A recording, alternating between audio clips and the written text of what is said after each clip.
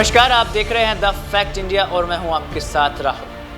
Banswara Dungarpur Lok Sabha seat पर इस बार बेहद रोचक मुकाबला देखने को मिला, जहां राजकुमार रौत के लिए भारतीय जनता पार्टी से महेंद्रजीत सिंह मुश्किल बने, तो वहीं कांग्रेस की तरफ से अरविंद डामोर।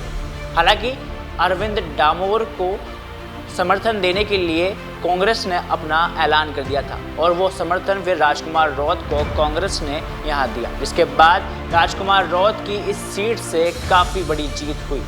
लेकिन राजकुमार रौत की जीत में जहां दो ऐसे हमनाम प्रत्याशी भी थे, वो इस सीट पर उनके लिए रोड़ा बने और उनकी जीत का जो आंकड़ा था वो उन्होंने कम किया। आइए हम इस रिपोर्ट में जानेंगे, अगर वो दो हमनाम नहीं होते तो जीत का आंकड़ा क्या होता। देखिए खास रिपोर्ट।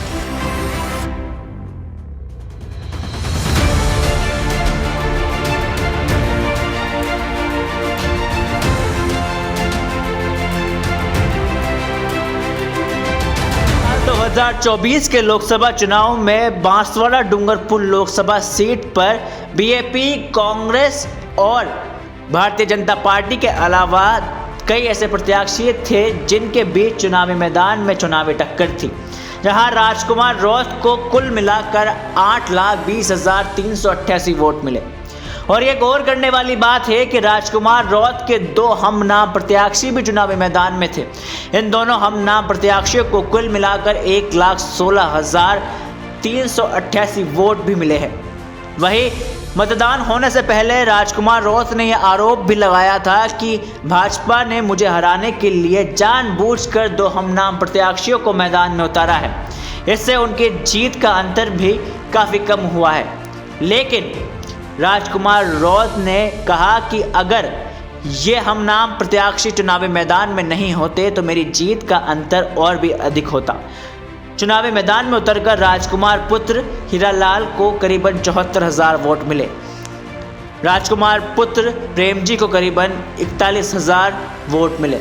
इन दोनों ही प्रत्याशियों को बीएपी से मिलता जुलता चुनावी चिन्ह भी मिला और यही वजह थी कि इन दोनों प्रत्याशियों को करीबन 1,16,388 वोट मिले, जिससे राजकुमार रौत की जीत का जो आंकड़ा था वो 1 लाख से कम हो गया, वरना राजकुमार रौत करीबन 3 लाख वोटों से डूंगरपुर बांसवाड़ा सीट से जीत दर्ज कर पाते। वहीं दूसरी ओर मतदान से पहले कांग्रेस ने भले ही बांसवाड़ा डूंगरपुर सीट से अरविंद सीता डामोर की उम्मीदवारी का ऐलान किया था, लेकिन बाद में बीएपी प्रमुख राजकुमार रौत के समर्थन में कांग्रेस ने अपने उम्मीदवार की टिकट वापस लेने का ऐलान भी कर दिया। हालांकि डामोर ने पार्टी हाईकमान का फैसला मानने से इनकार कर दिया और वह चुनावी मैदान में डटे रहे। इससे भी राजकुमार रौत को काफ़ी नुकसान हुआ है। करीबन कांग्रेस के प्रत्याशी अरविंद डामोर को 60,000 वोट मिले हैं और जिससे भी राजकुमार रौत की जीत का जो आंकड़ा है वो कम होता हुआ नजर आया है। डामोर अगर चुनावी मैदान में नहीं लड़ते तो राजकुमार रौत की जीत का मार्जिन भी काफ़ी अधिक होता हुआ नजर आता। Bureau report, the fact India. Banswara Dungarpur के समस्त मतदाताओं को मेरी ओर से खूब खूब धन्यवाद। आपने दिल से साथ सहयोग दिया और एक भारी बहुमत से भारत आदिवासी पार्टी और मुझे जिताया, और साथ ही इंडिया अलायंस से जुड़े हुए साथियों को, पदाधिकारियों को, जनप्रतिनिधियों को भी धन्यवाद देना चाहूँगा।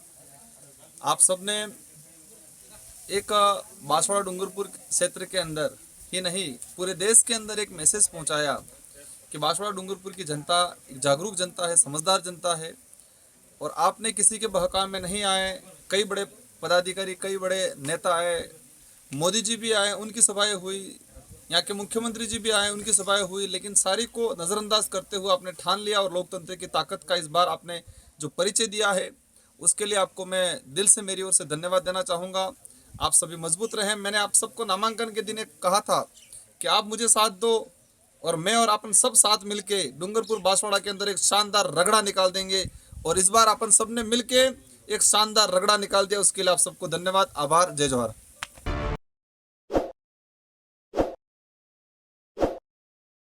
ताज़ा खबरों के लिए विजिट करें द फैक्ट इंडिया की वेबसाइट और डाउनलोड करें द फैक्ट इंडिया ऐप।